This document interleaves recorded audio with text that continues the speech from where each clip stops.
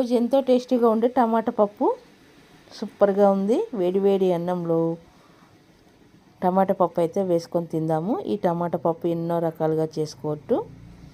అయితే వీటిని ఇంకొన్ని రకాలు ఎలా చేసుకోవాలో చెప్పుకుందాము. ఫస్ట్ అయితే మీతో తింటూ కొన్ని విషయాలు అయితే చెప్పుకుందాము. మరి మీకు తెలుసో తెలియదో నాకు తెలిసిన విషయం అయితే నేనైతే చెప్తున్నాను. అయితే టమాటా పప్పు మామూలుగా మనం షాప్ నుంచి తెచ్చుకుంటాం కదా కందిపప్పు, వాటితోటి చేసుకుంటాము. అలాగే టేస్ట్ కూడా చాలా బాగుంటుంది. కొందరు ఒక్కొక్క రకంగా చేసుకుంటారు. చాలామంది అయితే తొందరగా కావాలని కుక్కర్లో మొత్తం వేసి చేసుకుంటారు. అదొక టేస్ట్ ఉంటుంది. తర్వాత ఈరోజు అయితే నేను ఎలా చేసుకున్నానంటే మామూలుగా పప్పుని ఉడకపెట్టుకొని పోపుకు వేసుకున్న టమాటాలు మెత్త టమాటాలు తీసుకొని మంచిగా పండిన ఎర్ర టమాటాలు తీసుకొని బాగా ఎల్లిపాయలు, ఎండుమిర్చి, కలమాకు, జీలకర్ర ఆవాలు నూనెలో బాగా వేయించి టమాటాలు వేసి అందులోనే ఉప్పు, కారం, పసుపు వేసి బాగా ఉడికించి పప్పు అందులో వేసుకున్నాను. వేసుకుంటే ఈ పప్పు ఎంత బాగుంటుంది అంటే టేస్ట్ మాత్రం సూపర్గా ఉంటుంది. ఇలా ఈ పప్పుని కొంచెము కందిపప్పు వేయించుకొని చేసుకుంటే ఇంకా బాగుంటుంది. ఇంకా బాగుండాలంటే పొట్టు కందులు తెచ్చి వేయించి బరపట్టించుకొని చేసుకుంటే ఇక దానికి మించిన రుచి ఉండదు అనుకో, అంత బాగుంటుంది. ఈ పప్పు నేను చెప్పే విధానము చాలామందికి అయితే అర్థమయ్యి ఉంటుంది, తెలిసి ఉంటుంది. ఇప్పటి వాళ్ళకైతే కొంతమందికి అయితే తెలియకపోవచ్చు. కానీ పొట్టు కందిపప్పు అలవాటు ఉన్న వాళ్ళకి మాత్రం టేస్ట్ మాత్రం చాలా నచ్చుతుంది. కొంతమంది పొట్టు కందిపప్పునైతే ఇష్టపడరు.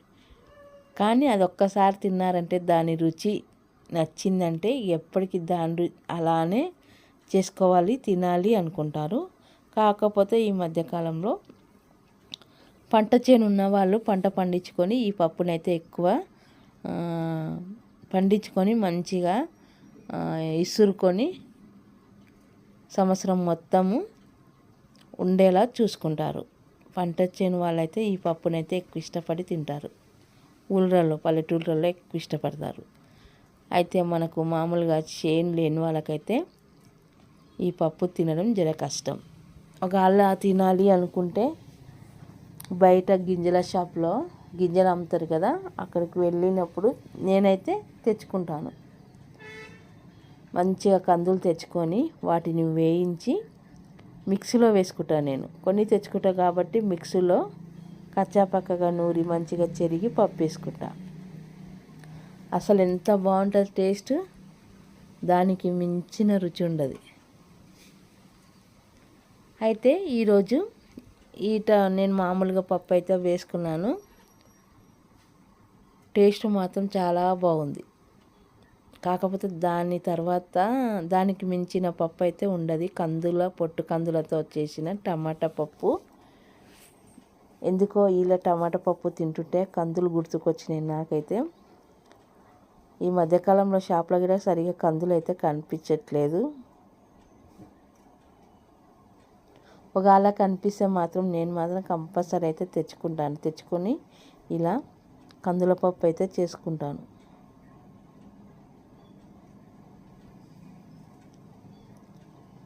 చూడండి, ఈరోజు మీతో మాట్లాడుతూ టేస్టీగా అన్నం అయితే తినేస్తూ ఉన్నాను.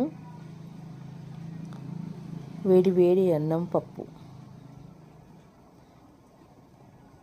చాలా రుచిగా ఉంది.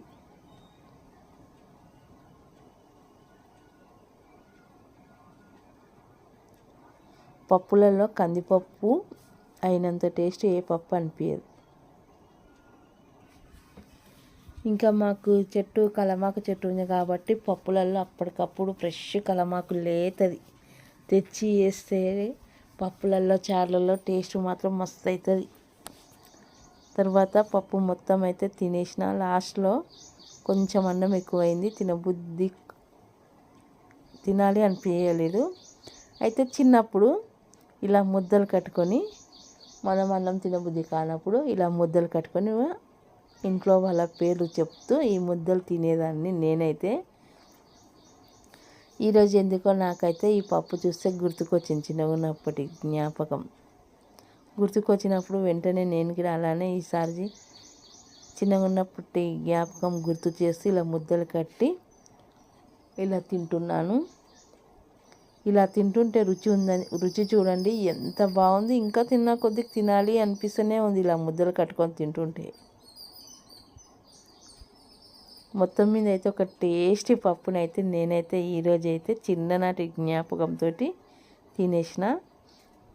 తిన్న తర్వాత ఇక చెట్టుకు పండిన మామిడి పండ్లు కూడా తినేద్దాం. లాస్ట్ సీజన్ ఇప్పుడు తింటే మళ్ళీ వచ్చే సంవత్సరం తినాలి ఈ మామిడి పండ్లని. చెట్టుకు రాలిపడ్డాయి పళ్ళు, అప్పటికప్పుడు రాలిపడిన పండ్లు చూడండి.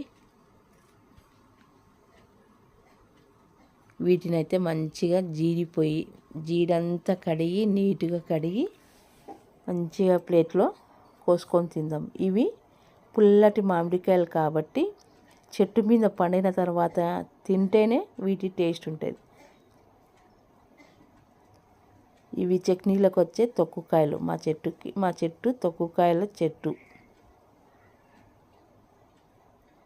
ఈసారి ఎక్కువైతే కాయలేదు, కొన్ని కాసినాయి. కాసిన కాడికైతే సగం అయితే పిట్టలే తిని మొత్తం ఖరాబ్ చేస్తున్నాయి. చూడండి ఇలా మంచిగా 2 పళ్ళు అయితే రాలిపడ్డాయి. వీటినైతే కట్ చేసుకొని తినేద్దాం. మళ్ళీ ఇప్పుడు తింటే ఈ పండ్లనైతే వచ్చే సంవత్సరం తినాలి. ఎంత బాగుంది చూడండి కలర్. ఇలా పూర్తిగా పండిన తర్వాత తింటేనే